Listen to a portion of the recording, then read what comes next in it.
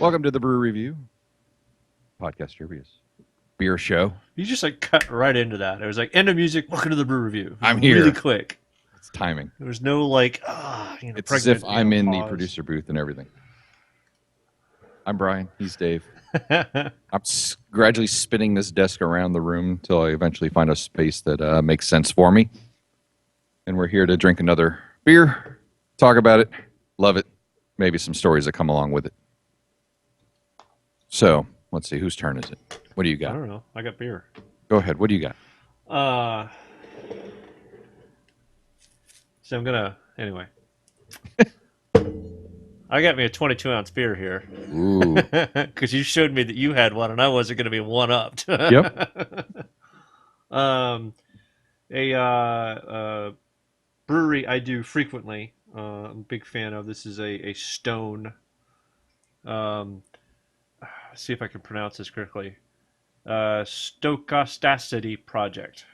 Grainiac, a multigrain ale dry hopped with Cascade and Centennial. You could actually Stokastic. Yeah, stochastic. Yeah, but you can actually the little dots are basically grain, and you can actually see the gargoyle in the. Yes. Yeah. It took me a little while too. I'm like, what? There's a pattern. Oh, that's what. Because gargoyles are always part of the Stone thing. Yep. What do we see if I can find some details? Some notes on it. 22 ounce, 8.5%. I don't have stochasticity. No, stochasticity. Stochasticity. Yeah, there's phonetics, so it's stochasticity. Stochasticity. Yeah, that. I don't know. It's good stuff. It's good stuff. What is it? Stoke. Again?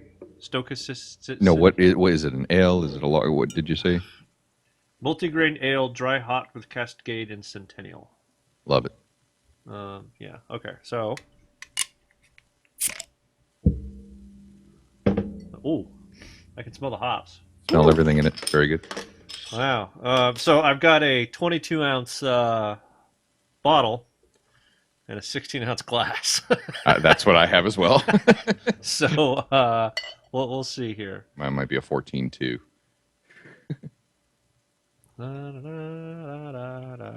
Oh man, it's actually a really, really rich amber. Deep color. Yeah. Good head. I like it. Got about what do I get there? About 2 fingers. 2 fingers. I could smell the hops from here. Not clear. Oh man, it is hoppy. Not clear at Foggy. all. It's not. Yeah, it's not foggy. But there's a lot of grit in there. You can see it. Oh my goodness, I'm gonna put a light behind it. You got a light pen? Maybe. I got my phone. I don't know where all my kids steal my flashlight. I got a light. Oh, I just blinded everybody. That's what I got the phone. Okay. Yeah, you can see it's here, or it's not filtered. Yeah, triple filtered it's like and transparent. Yeah, it's by no means crystal. All right, so that smells good. He's drinking it. He seems to be enjoying it. Head all over the beard and mustache. Is it your kind of beer? It's not my kind of beer, but I'm going to enjoy this. Much sweeter than I expected. Okay. It's very malty. Very rich. This is good. You do like malty beers. Yeah. More than I do. But but I don't usually like the sweet, and this is on that sweet side. Right. I mean, it's kind of the malty sweet, but yeah. Well, I'm going to enjoy this. Excuse me, just a minute while I partake a little bit more. We'll go ahead and enjoy. I'll start talking about mine. I am breaking tradition a little bit. I'm changing the glass up, but it's intentional. I have just a regular pint glass, but it's the dogfish head glass. Off-centered ales for off-centered people.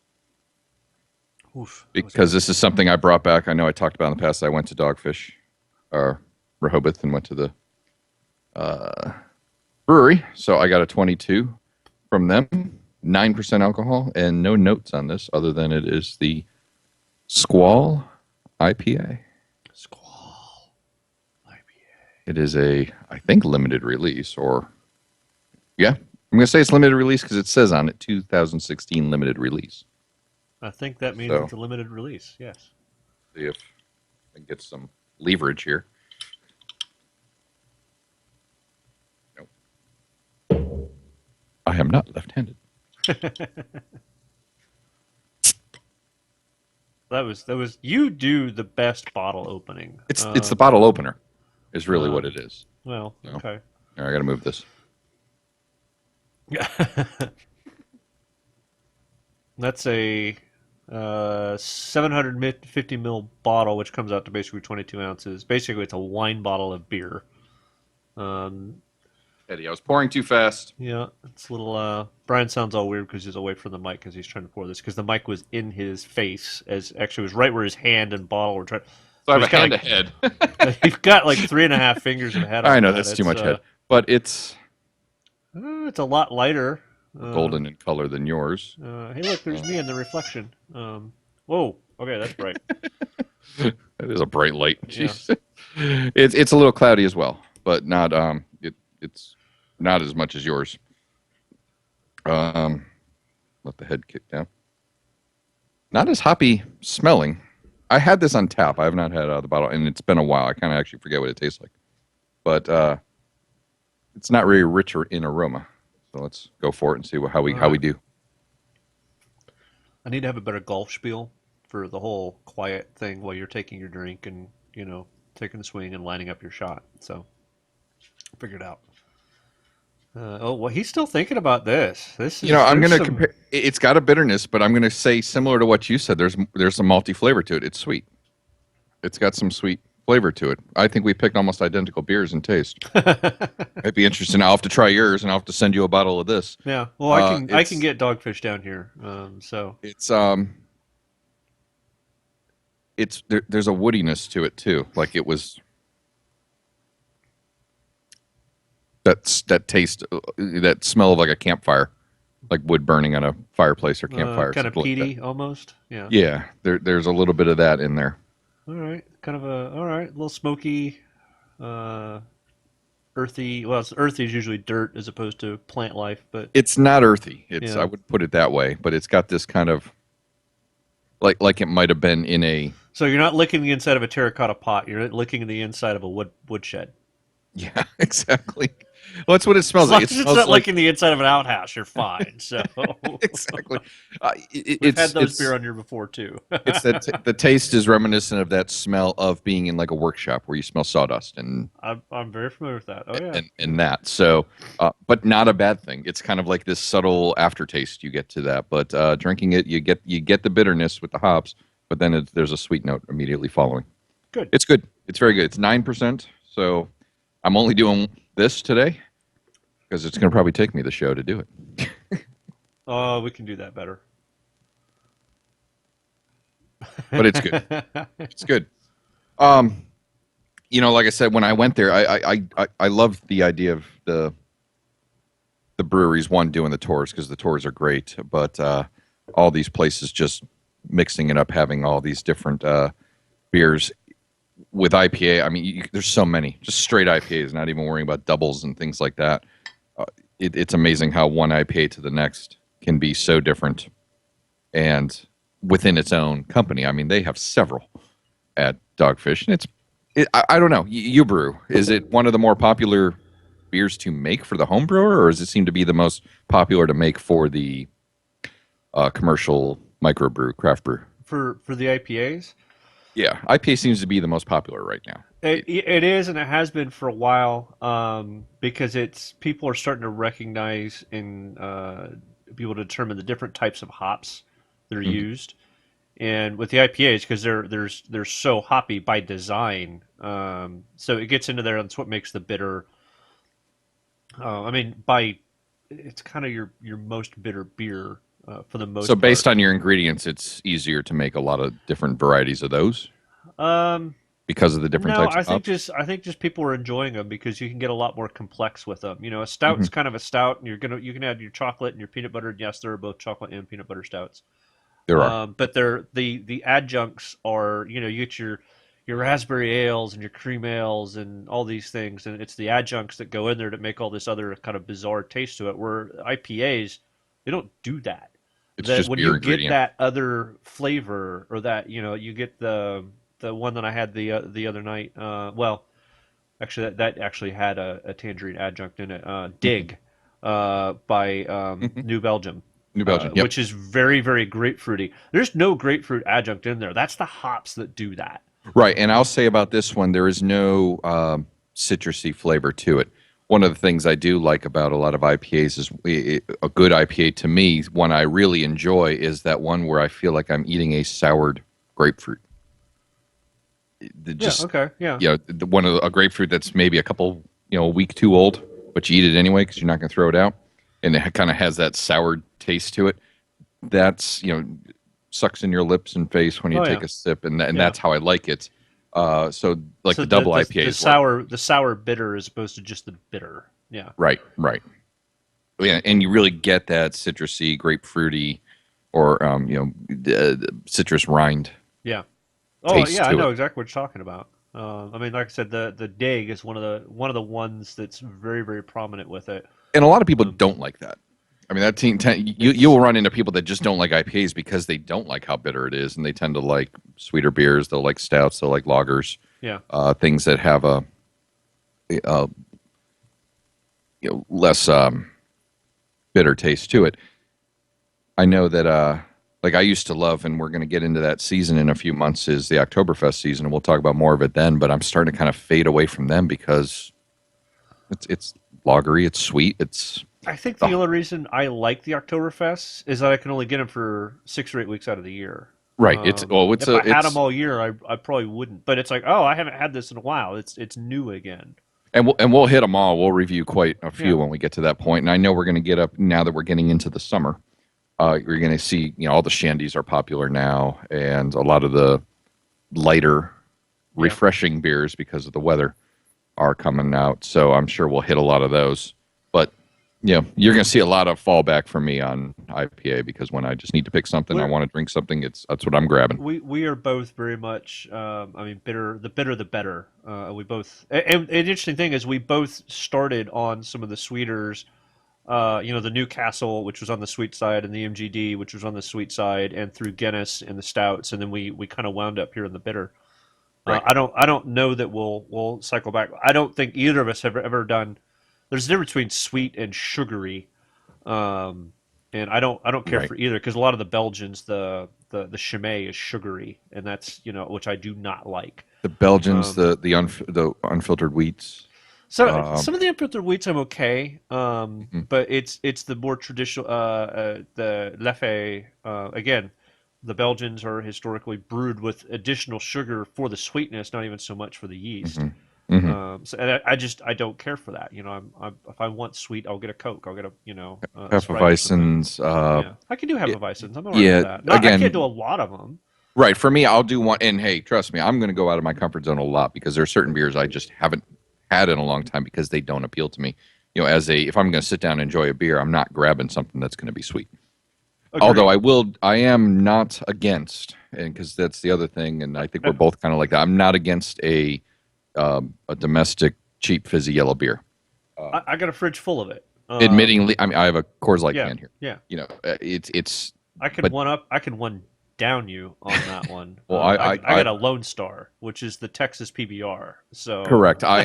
You will see me drink the Natty Boh National Bohemian, yeah, which is the we've done Mid our cheap beer Atlantic, show before. So and yeah, we're going to do that again. let's Trust do me. it. That's going to be like a July 4th episode or something like that, Yeah, where that's a good time to do it. we're Yeah, going to talk about the cheap, the cooler at the beach beer when you're eating, yeah, grilled meats. And there's a place for those. And for me, the place for those is that I'm drinking a beer that is going to be there as I need something in my hand that I'm going to be drinking. I'm not necessarily sitting there savoring it and it's enjoying it. it's It's filling a role. it's yeah, feet in the sand, beer in the hand type stuff. I mean, you're there to do there to do a job. It's doing its job. You know, Exactly. you have one job. One. You have one job. Come Put on, do it, alcohol into beer. my system and do Yeah. it without killing me. Yeah. Because this one I'm feeling. Um, And I have a great tolerance. Actually, that's the one thing I'm pretty good at because I'm huge. Look at me, but I can tolerate things. I was just refilling the keg, just, you and I'm good can. with that. But I'm like all dogfish all the time right now. I mean, I got the dogfish hat on. I got the glass. I'll go back to the Sam Adams glass next week. I do enjoy that glass. That's a sexy glass. It's It sexy really glass. is. It constantly aerating the beer. I'm actually surprised more glass makers haven't etched that little circle into the bottom of it because it is actually just neat to watch that Sam Adams glass head work because it's constantly fizzing your beer.